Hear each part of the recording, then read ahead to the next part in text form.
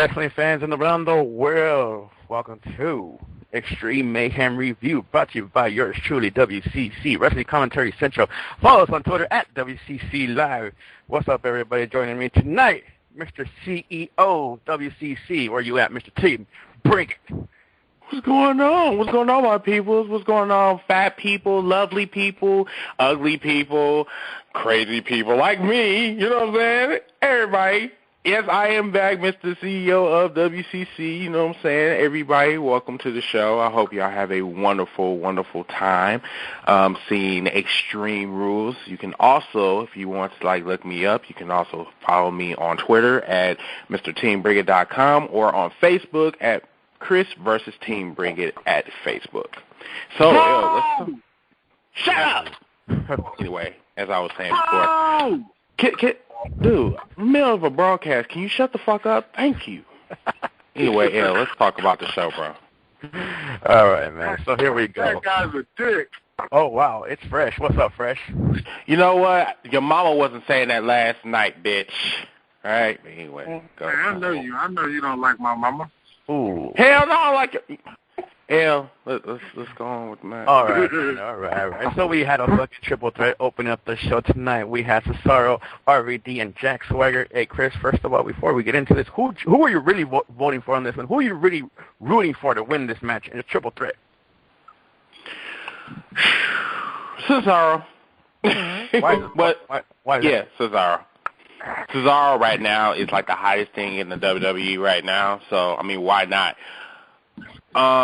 Jack Swagger is he's in the clouds right now. You don't really know what direction his career is going in the WWE, and RVD is they're just a job.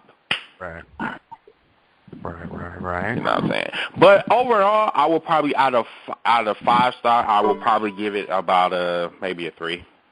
Damn. It was pretty decent. You know what I'm saying? Yeah, it was pretty decent. It wasn't, over the top. I would have thought, okay, this was supposed to be Extreme Rules. I was looking for, ladders, chairs, something to extreme. The only thing that they brought in the match, y'all, was just a trash can.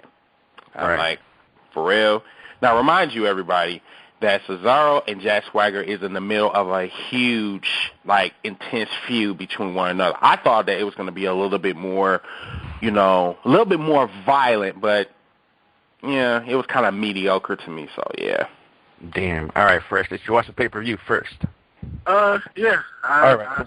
So what you think about the damn triple threat match? Cesaro, RVD, Swagger.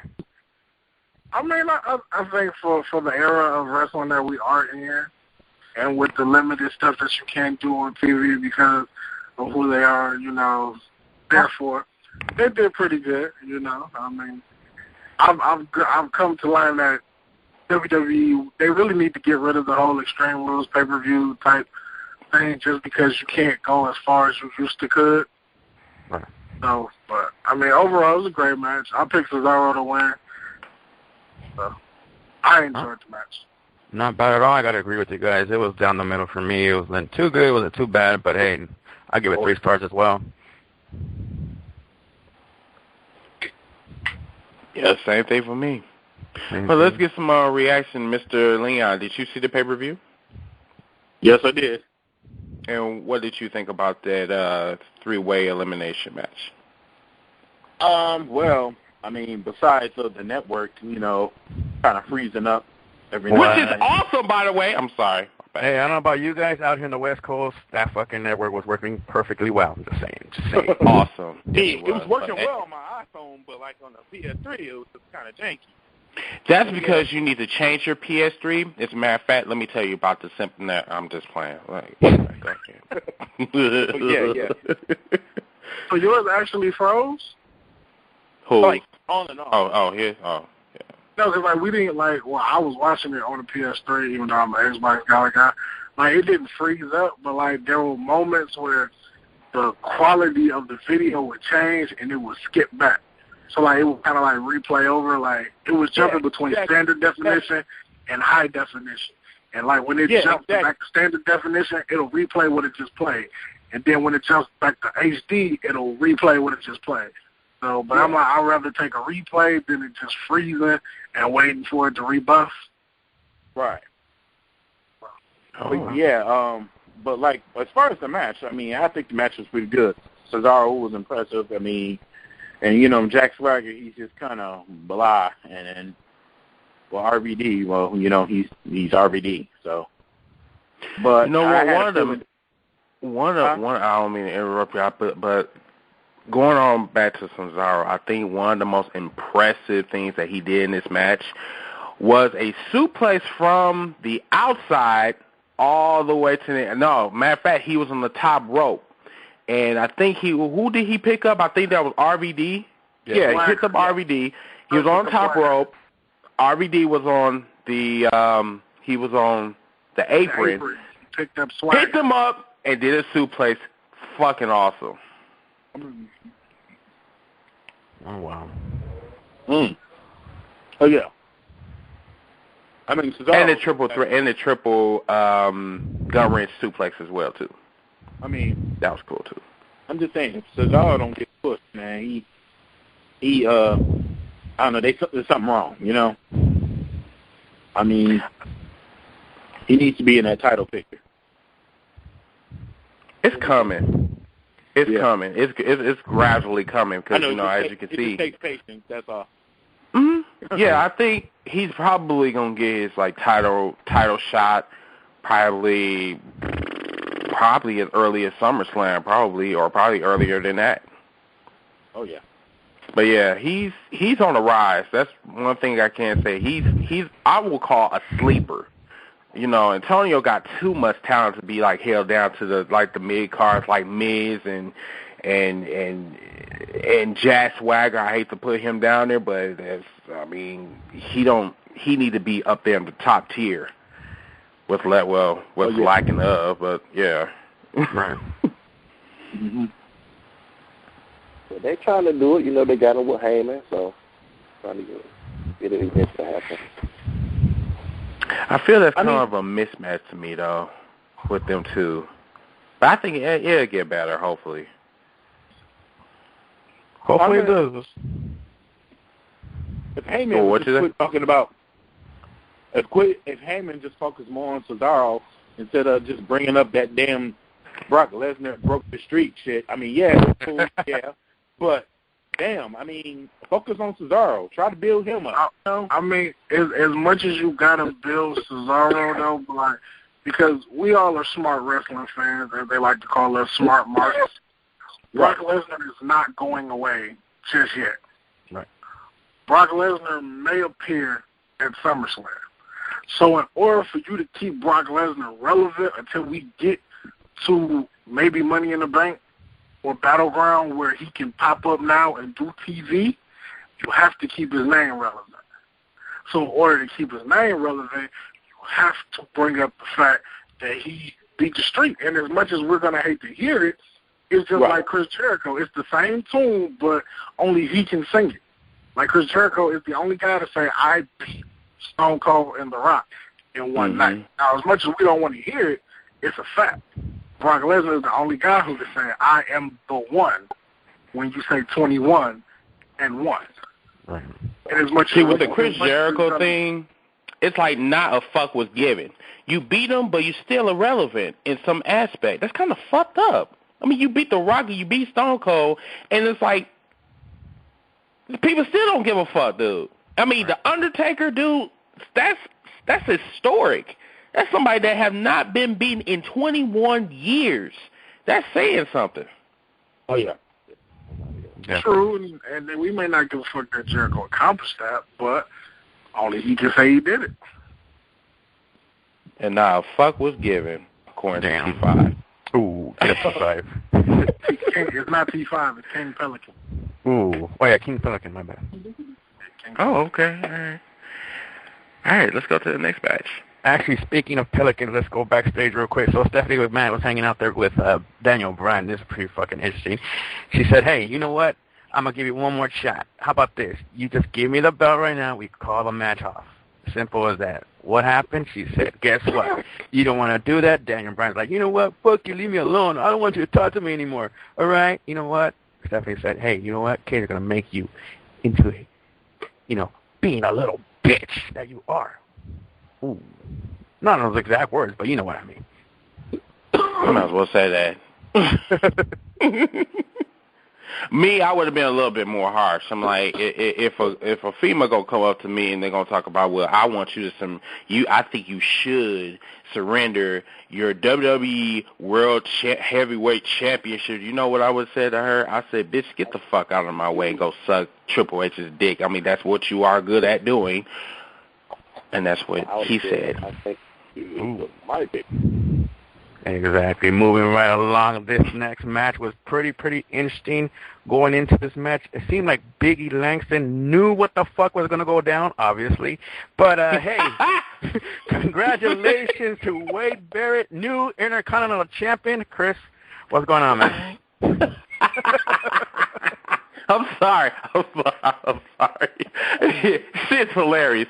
When Big E came out there, he had a somber look on his face like, I'm about to lose, like kind of look. I mean, you know what I'm saying? You got to at least play it off. I said, look, nigga, we know that you about to lose, but still, like, come on, kind of like keep it on a low at least. You know what I'm saying? But I think the problem is with Big E, it's not that he doesn't have a personality. It's more so that this man he doesn't bring a reaction to the ring. Like, he's a monster. He's powerful. I mean, you know what I'm saying? I don't know what happened in between 4 months ago to now. It's just like, I don't know. I thought when he became the IC champion that he would have built a lot of momentum on his hand. Like, you know what I'm saying? He would have, his fan base would have grew. But it seems like for the last month or two, it's like when he come out to the ring, zero reaction. And you already knew that this man was going to lose the IC championship. That's kind of sad, but Bad News Barrett on the roll. Got to roll with him. You know what, Chris? I got to fucking agree with you. Everything you fucking said. Seriously, I've never seen one dude literally just come out and say, hey, I'm about to lose everybody, but I'm going to give you guys a semi-good show. But, yeah. That was kind of fucked up, though. But this was like, motherfucker was not playing it off at all. He wanted everybody to know, say, look, I'm about to fuck up this match. I don't give a fuck. So, I'm just going to give you a mediocre match. But let's go to a reaction. Even though even though we all know that this shit is predetermined, and they probably gave him the hot sign, was like, you know what, Big E, you don't drop the belt. Like, we still got to, like, Big E is still somewhat of a rookie. Right. And, like, Big E don't have the game face that John Cena has. See, when John Cena sits in a gorilla position and his music hits, he expects that kind of reaction. Because he knows in certain places he's going to get booed out of the building. Some places they're going to love dude. In some places he's going to get that mixed reaction. I don't think, like, as much as, like, y'all say he was sad because he was going to lose, I don't think Big E was ready for that backwards crowd. Because they were in Jersey, and the last time they were in Jersey, Dolph Ziggler was a heel but got the biggest pop in the world cashing in his Money in the Bank. Right. So I don't think Big E was just like, and then on top of that is like a lot of preparation goes into your character, mostly music. Now, I don't know if y'all familiar with the original 3 Ain't Enough when he was in NXT, way more upbeat than the remix that they gave him when he moved to the main roster. Exactly. So, like, yeah, it sounds like a pop song, dude. Like, right. it just don't. And that's another big part of your character is like, well, if the fans don't like your music, they're not going to get into it when, the first 3 notes hit. Like, usually when they say 3 ain't enough on the side, the crowd go nuts. But it wasn't that tonight. But, and then ever since Big E's won the IC title, it's like the chase is more interesting than the actual accomplishment. Mm-hmm. Like, and I think a lot of, like, as much as we love the Yes Movement, I think a lot of people may start to feel that about Daniel Bryan maybe his 6 months into his title run because it's like the thrill of you running, chasing the title was so enthusiastic because we had the Yes Movement and you was bucking the system. And now you got the belt. It's like, where do we go from here? We had nothing to cheer you about. Like we don't have nothing to push you forward to anymore because you've accomplished the goal. So we got to get behind the next guy. I'm not saying that it's going to die out, but that's just my opinion of how the WWE universe likes to operate. Yeah. All right, Leon, what you think about this match? Wade Barrett, Biggie Langston? I saw it coming. I figured Wade Barrett's going to win somehow. I mean, it seems like Wade Barrett like kind of like disappeared at first, but then when he changed his whole like gimmick to like Bad News Barrett, I mean, he's starting to like build right back up, and it looks like he's like right back in this place again. So, as far as Big E, I mean, I don't know what to say about Big E. I mean, he's still a powerful guy, but like, I mean, Wade Barrett just had the upper hand. Oh, wow. And that goes back to what I said about a month ago about, you know, heels being cheered versus faces. It's just like, it was kind of in a bizarre world today. Like, you know, it's just like it's like they got the support, the heels got the support from the crowd versus the faces. Like, you know, Big E, now Big E didn't get a reaction at all. He was just getting booed. Like, God damn, for real? And then, you know, John Cena, he usually just get his, you know, cheers here and there. And Right. I mean, but you got to look at it, Chris, like just like when you look at WWE, just think of like all the superhero movies that have been coming out between the last, you know, couple of years. Like, people are not living for the superheroes anymore. You're living for the bad guy in the movies now. I mean, think about it. Batman, everybody wanted to see Heath Ledger be the Joker. And an awesome Joker he was. Then when Batman came back, everybody wanted to cheer Bane. It's just like we're living in a reverse world, which is just like comic books and in the superhero movies. We love to see the bad guy. Oh, wow. So you're basically saying that we're not living in the 70s, 80s, where they cheer Superman and all them other superheroes or whatever. You're saying we pretty much live in an age where if you do something bad, that's actually good, so I'm going to cheer you. I'm just like it because that's just how it feels like when I asked a lot of people about the Spider-Man movie that came out. Now everybody was like, yeah, you know, Spider-Man is always a good film, but a lot of people were more excited to see Jamie Foxx play a bad guy. Right. So it's like we're living for the bad guy. Like that, you know, even it's all movies with heroes like Fast 7 that's coming out. My whole thing was who's going to be the bad guy? Who's going to be that guy that's going to take the hero to that next level? That's an interesting metaphor. Very interesting. All right. Yeah.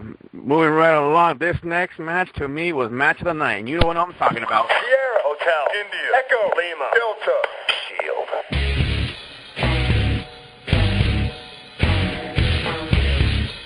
Now, I'll be honest with you guys. At first, I was a Shield hater. Let's be honest about it. I really didn't know too much about these fools. I didn't really know anything about them. All I knew was Dean Ambrose was one of those guys that you knew he was going to stand out, but for some reason, he had two other dudes with him. Let me tell you guys something about this match. This match, to me, was a 5-star match. I loved it. Evolution took a beat down. Not too bad, but not too good either. But, hey, it was a fucking solid match from start to finish. What you think about it, Chris? Well, I will probably say that the match kind of started out, it started out as a brawl, but then in the middle of the match, it started to get kind of slow, like kind of got a little boring. But then towards the end of, I really believe could do. Like, when a match is boring, I start playing with my phone. And, you know, that's not good. You know what I'm saying?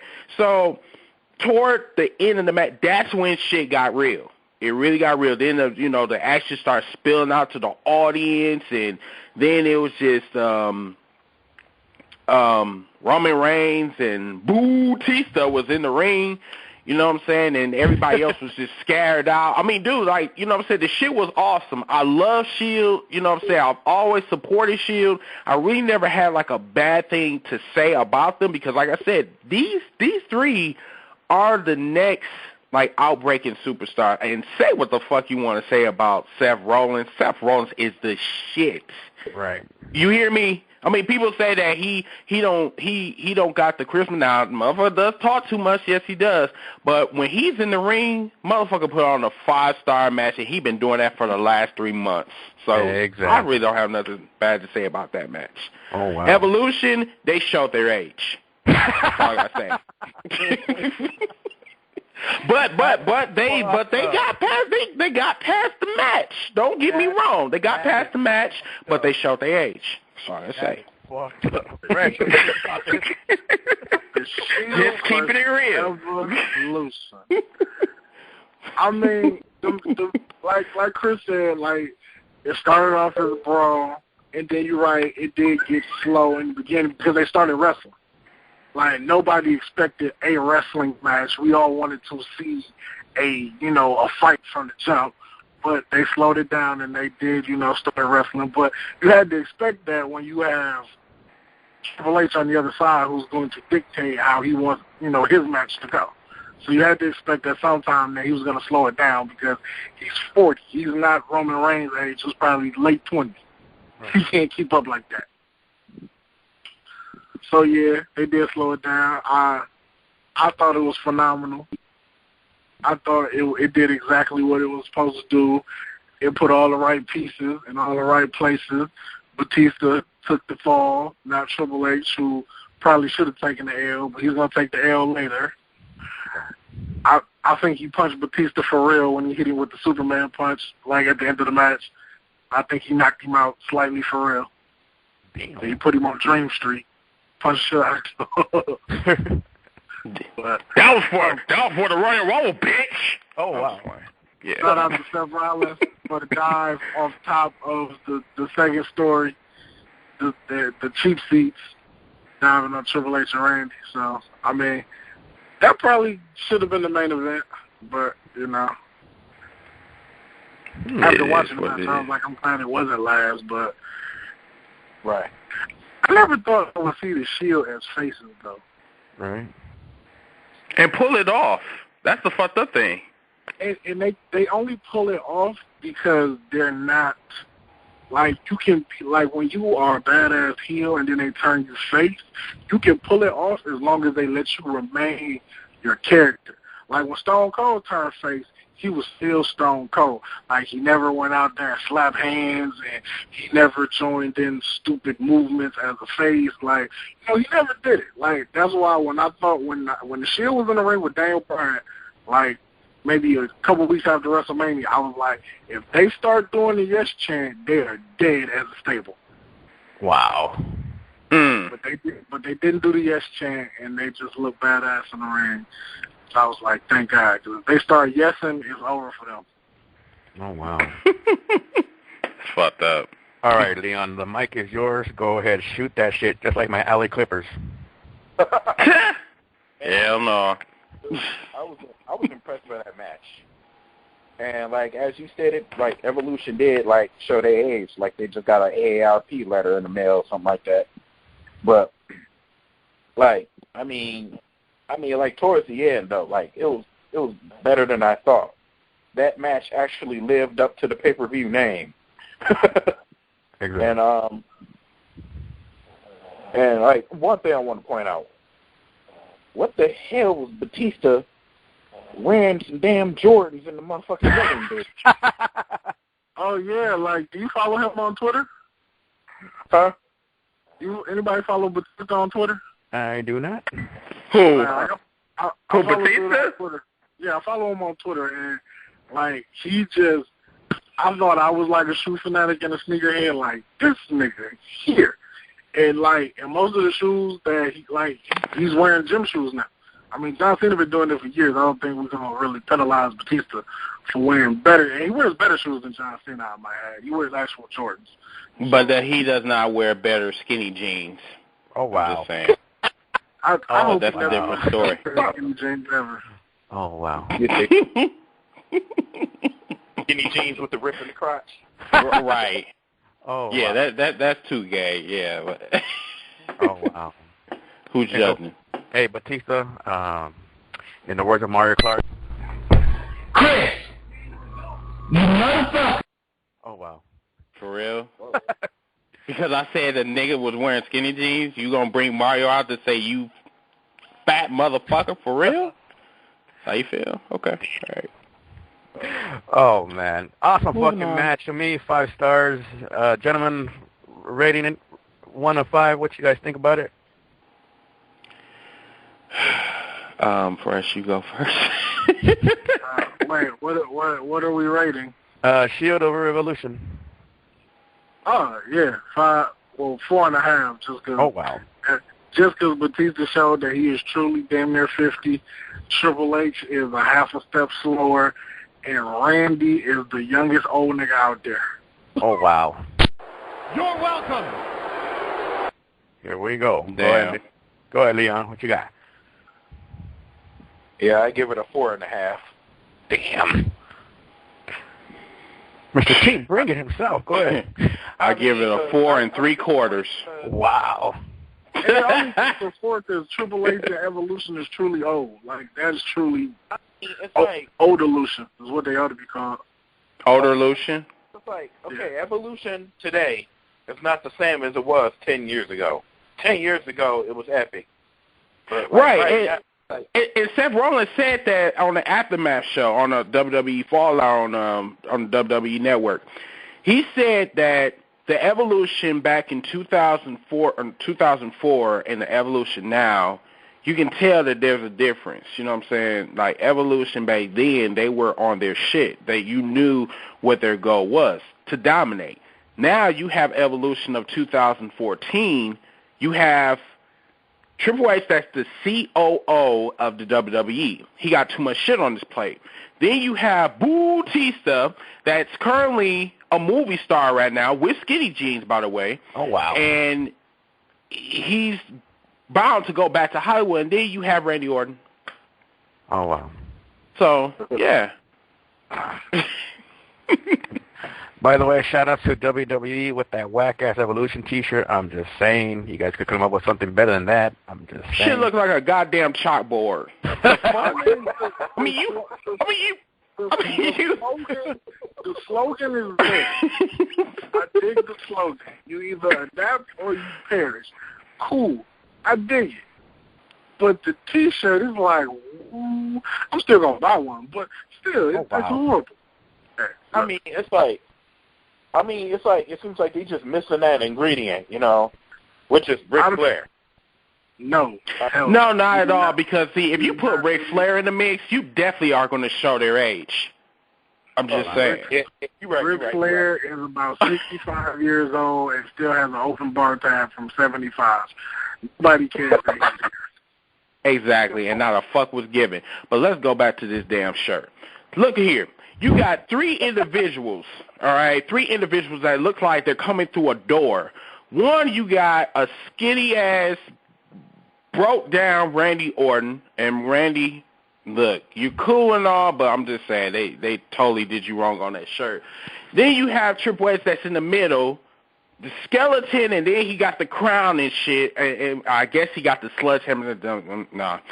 And then you have Batista that's on the other side, and this man, God knows, I mean, they got it all wrong. The motherfucker should have been a skeleton in skinny jeans. That's how you put Batista in a shirt. But I'm just saying, like, if you want to, like, say, all right, you either cooperate or perish, or wherever the fuck their tagline is, what you do is you put them in the middle of a middle of the street, and then you have like an illustration of them getting ran over by a car. That's what you do. Ouch. You either adapt or you perish. Or wherever the fuck it was. Oh, wow. But I'm just even though it's 10 years old, they still got cool music. Motorhead still shit on the Evolution track. So damn. If not for nothing, we still get to hear that music. Oh, wow. Gentlemen, moving right along, we got Paige, still your Divas champion, over Tamina. I'll admit, this match was really dull and boring, but, like, I'll be honest with you. It seems to me that we got a lot of Paige haters out there, and let me call you guys out. See, this is the same bullshit I was giving the Shield when they debuted. I didn't know nothing about these dudes, right? So now I'm looking at Paige, and people are doing the same shit that I was doing to the Shield. People don't know shit about Paige. Shout out to Paul Martin out there, by the way. He knows everything about her. But still, Paige is one of those dark horses that, you know, you just don't know it. If you guys don't know who she is, do your research. I'm telling you guys, she's a crazy-ass bitch. She's fucking down for her shit. I love Paige, dude. She's fucking awesome. Congratulations, Paige, keeping her Divas title. I don't know if you guys really want to talk about this match, but what you guys think? No comment. Oh, wow. Wait, who we talking about? Paige over Tamina. Well, it wasn't a bathroom break match like most Diva matches are. Right. I give it that much credit, but I will say that Tamina is not the best worker. Like, I'm saying, like, if you want Paige to legitimize or prove that she belongs on the main roster, you should have given her somebody like Natty. Ooh. Natty is a vet. Natty damn near is the best wrestler out of all of the Divas that are on the current roster. So if you wanted Paige to prove that she belongs in this division or on the main roster with the Bella Twins and the Funkadactyls, because, like, if you look at everybody in the Divas division has wrestled Natty at one time or another. So that is the measuring stick of the Divas division. It's not Tamina, it's Natasha. So if you want to prove you belong on the main roster with the rest of the Divas, you wrestle Natty, especially on pay-per-view. And the sooner WWE learns that, the sooner we'll have better Divas. Right. Anybody else? Well, I don't know what to say about Paige right now. I mean, like you said, like, I don't really know her that well. Right. You know, I watch NXT on and off, but, like, I mean, she's a pretty good wrestler, but, like, you know, it's going to take me a while just to warm up to her, you know. Right. Hey, I said the same thing about the Shield. If you guys, like, for everybody out there that's listening to the show, if you guys don't really know Paige, seriously, go to YouTube, just fucking type it in, dude. You will see some classic instant matches with her and Emma over in NXT. Classic-ass matches also with Sasha Banks, NXT as well. But, hey, moving right along, let's get into this because it was kind of creepy. I'm talking about Bray Wyatt versus John Cena steel cage match. Go ahead, Chris. What you got? What can I say? Bray Wyatt is fucking awesome, dude. This man, he is the king of mind games. Now, 6 months ago, no, I'll take that back. About a year and a half ago, I didn't know who in the fuck this man was. I just knew that this man was like a chunky-ass nigga, and he just came in there and just did some mediocre matches. Then we move forward to 2014. This man is like damn near the next Undertaker, but he does it with style. This man is he's fucking awesome in the ring. He has improved greatly, and then too he got the WWE Universe in the palm of his hands. Having that said, this match right here was brutal. It really was. They was, you know, John Cena and the Wyatt family. They was torturing John Cena. Like, he was trying to get out the ring. He was trying to go through the door. He was trying to get outside. I mean, he couldn't do anything. So then he tried to come up with a strategy. Like, every time that he would like try to climb the cage. And then, you know, one of the Wyatt people, Wyatt family members was trying to climb up and try to stop Johnson. He just threw one of them in the ring. Right. And he was trying to do everything he could, and it was a good effort, but the end of the match was creepy. So John Cena, he did this AA on Bray Wyatt or whatever, knocked him out. Pretty much he had everybody, you know, from the guy that was, like, laying on top of the cage, and then he had the other guy that was over here laying out. Then, of course, he had Bray Wyatt just knock the fuck out. This man's trying to come out the door, and then here comes the theme music. I'm like, oh, shit. Could this be Punk? No, it couldn't be Punk, no. So then you hear this deep voice, like, he got the whole world. I'm thinking, like, is this a fat-ass dude or some shit? So then when they turn on the lights, it's a 9-year-old child that's talking about, dude, this is some Child of the Corn, Children of the Corn bullshit. And then, you know, John Cena, like, backing up like, oh, what the fuck? I thought you was the C Nation. What the fuck? What's going on? He turned around. Bray Wyatt hit him with the Sister Abigail. It was over. He walked out with the kid. Done. Wow. And, folks, this is not over. This is not over by a long shot. Nope. I'm digging the feud. You know what? You brought up a good point. When you heard, you heard the music. I ain't gonna lie. Now that you mention it, I'm like, I kind of fell asleep on that one with that note. Fell asleep with that thought, thinking, oh shit, maybe it could be Punk. You got a good eye on that one, by the way. Give you a thumbs up on that one. I try, but I was hoping that it would probably been like somebody like, you know, somebody new from the back, somebody that we didn't expect in a long time, but whoever thought that it was going to be a child that was awaiting John Cena, let alone someone from the C Nation, a child. That's fucked up. Oh, wow. But it is what it is. Yo, Fresh, what do you think about the match? Or did he fall asleep already? Ooh. Yeah, he fell asleep. I think he fell asleep. Wow. Oh, wow. Who fell asleep? Oh, you did? You. No, I put the phone down because I had to go do some shit. But Ooh. what match are we on? The main event? Nah, we got Really, bro? That's what we on. We got Bray Wyatt and Cena. What you think about it, man? Oh, shout out to Lil Johnny. I mean, like, the whole living room went nuts, though, because we thought it was like, what a swerve. Bo Dallas been doing all these Don't Leave promos, then he shows up as another Wyatt. But we'll take Lil Johnny. I thought it was real ironic, though, a kid costing Cena a match, though. I did find that kind of like, that's an interesting twist. But, Very interesting. I wonder what Mommy would say right now. I mean, it was either going to be Bo Dallas or when the lights went out, the whole damn choir was going to be surrounding the ring. I would have liked that better, but. Shout out to WWE for botching the voiceover. Ooh. The who? Oh, no. Fuck, you know what? Fuck that. Fuck that. You just reminded me of something, DeJuan. Shout out to the WWE for botching that light out. You know how Bray Wyatt be blowing it out? He didn't blow it out the first time. Then he was and then the light was still on. He talking about we're here. And then, yeah, but for real? WWE seemed to not get a lot of things right tonight, but it's World Wrestling Entertainment, man. What can we expect from Triple H, who is now running the show? Oh, wow. I'm saying, though, like, dude, it's like blowing out a candle. You tell me that you can't blow out a light? For real? I'm just saying. Ooh. You think that shit was... As a matter of fact, is that even a real light? I'm going to say no. No? Mm-mm. It was just a lantern that just got a switch on it. Mm.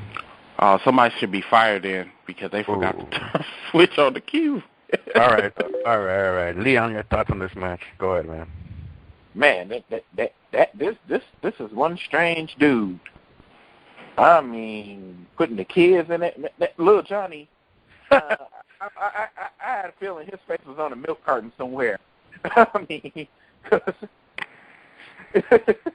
of fucked up, dude. On a milk carton. Like, no, the way like Bray Wyatt, like the Wyatt family's around this kid, and the way this kid's looking is like, I mean, it's like, man, I don't think I can trust Bray Wyatt around my kids if I have any. Oh, wow.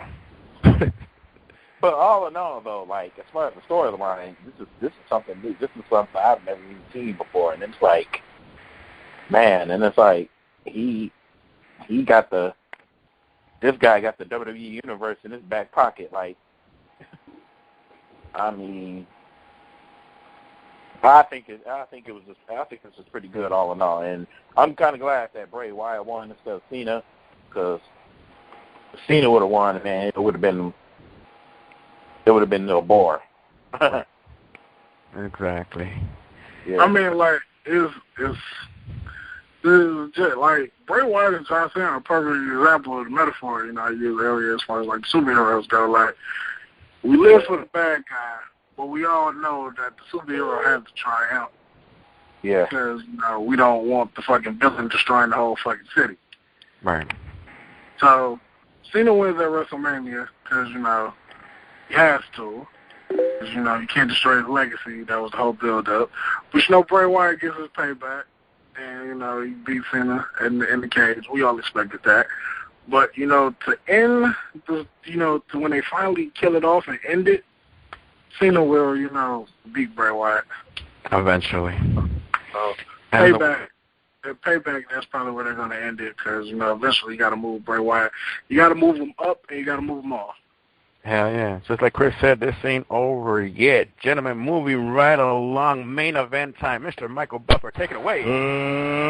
Let's get ready to rumble!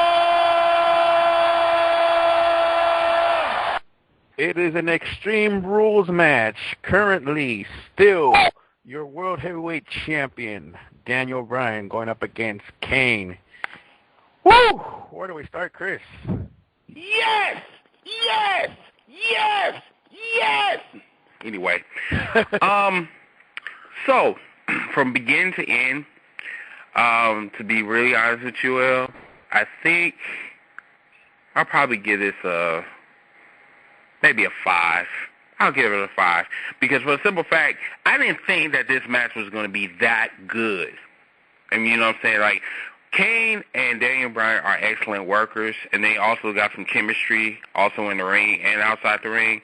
But I would have thought my expectations for this match was a little bit low because, you know what I'm saying, their storyline wasn't really all that good, especially Daniel Bryan having a death in the family about a week ago because his father passed away. So they couldn't really get to the storyline like that. But how they execute the match was just awesome. It really was. They fought in the ring. In the beginning of the match, when Kane came out, you know, then Bryan was just like, you know what, fuck this, I ain't gonna even wait for you to come in the ring. I'm gonna beat your ass in the middle. And then they went in the back. He got vicious in the back, and then, you know, Daniel Bryan, you know, he was using his head. Motherfucker used a forklift first, knocked Kane out, then used a forklift to carry Kane back in the ring, then pushed him inside, pushed him out, put him in the ring with the forklift, then did a headbutt from the forklift, from that little top or whatever for the forklift, did a headbutt. Shit was awesome. But really, what really surprised me was they did definitely go to the extreme. After they caused so much carnage outside the ring or whatever, then Kane got the fucking table, lit the shit on fire. Kane went through the table, and then Daniel Bryan did his finishing move or whatever, the knee to the face, and Daniel Bryan won the match.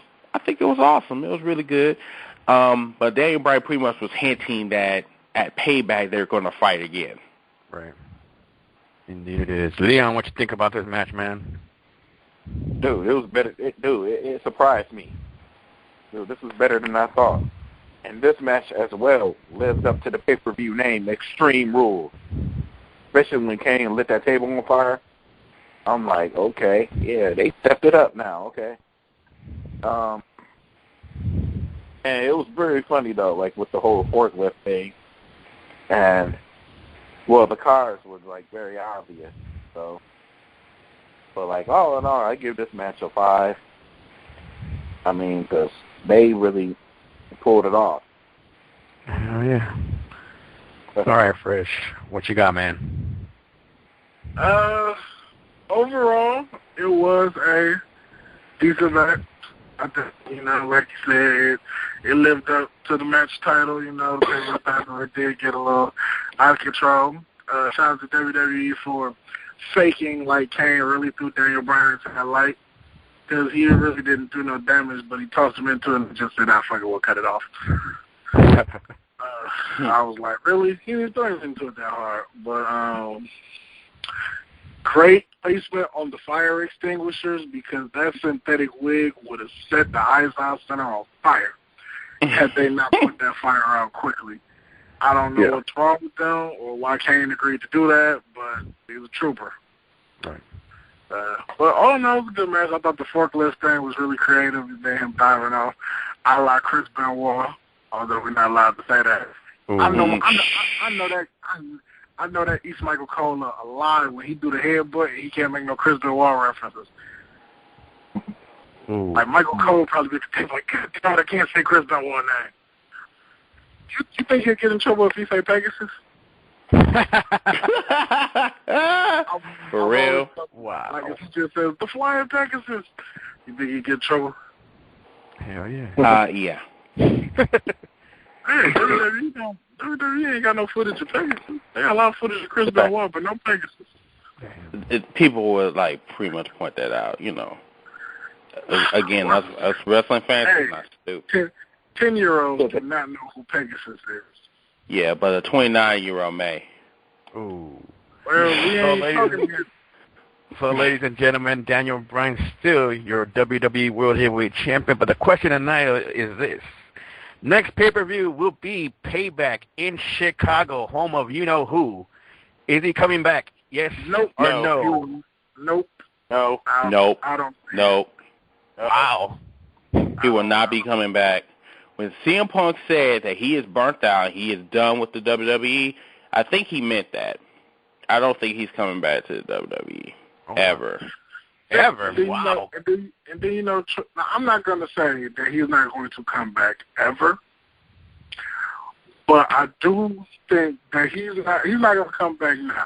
But see, like, what I don't understand about the fans is, especially the ones who are our age, we were so hard on CM Punk when he left. It was like, oh, that's bitch ass shit. You know, he's just gonna up and walk out of the company.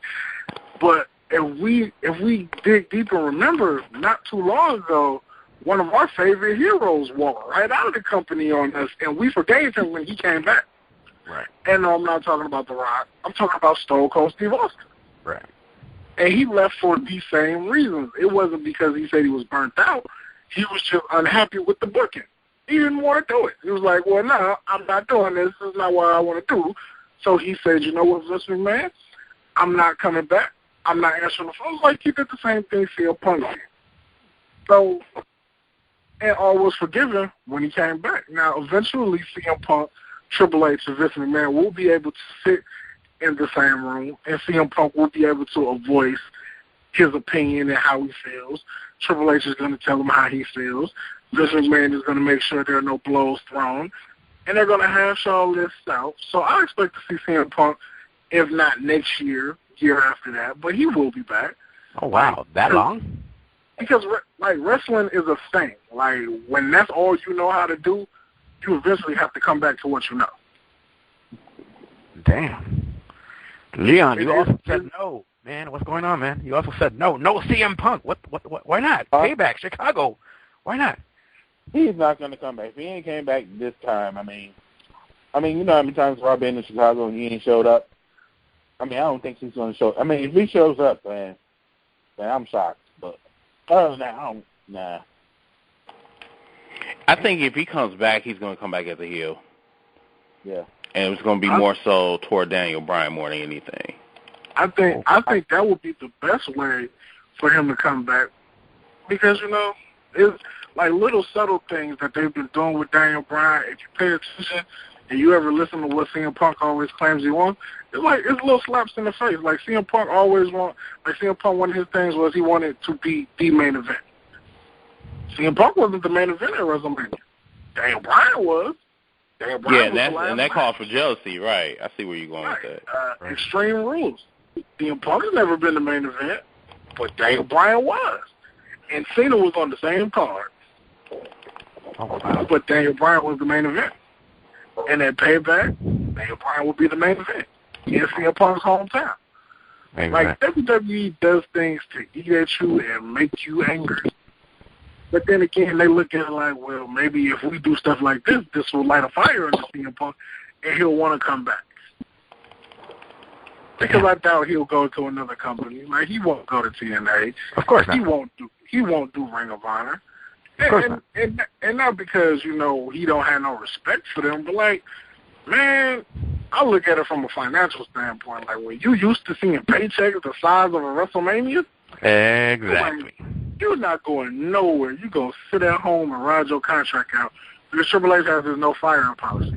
So nobody will be fired. And if you are fired, all firings will be kept private. Like, a lot of people didn't know Ezekiel Jackson still had a contract until he tweeted the day after WrestleMania and said goodbye. Right. Exactly. Evan Bourne is still employed. Oh, wow. For JTG. Really? Yes. Well, actually, they are finna bring Evan Bourne back. Oh, wow. That would be super. Yeah, him and they go stick him in. Like, they plan on rebuilding the tag team division. Like, they're trying to sign the Motor City Machine Guns, and the Ascension is coming up from NXT, and then they're gonna stick Evan Bourne and Tyson Kidd together, which was the original plan like 3 years ago before Tyson Kidd blew his knee out. And Evan Bourne got the snitching on niggas for smoking synthetic weed. So yeah. Wow. Ladies and gentlemen, that is WCC's Extreme Rules Review. Hope you enjoyed this YouTube video. All you got to do is subscribe to the YouTube channel over at Spawn20113 or at DXR420. That's DXR420 or at Spawn20113. If you got Twitter, don't forget to follow us on Twitter at WCC Live. Also, check out the like page as well at WCC Live. And also, check out the new group as well, interactive group, open 24 hours a day, 7 days a week, 365 days of the whole damn year. That's right. New group. Look for us on Facebook.com/group/WCC247. We thank you guys for tuning in, and we will see you tomorrow night on the Uncensored Show. Good night. Good night.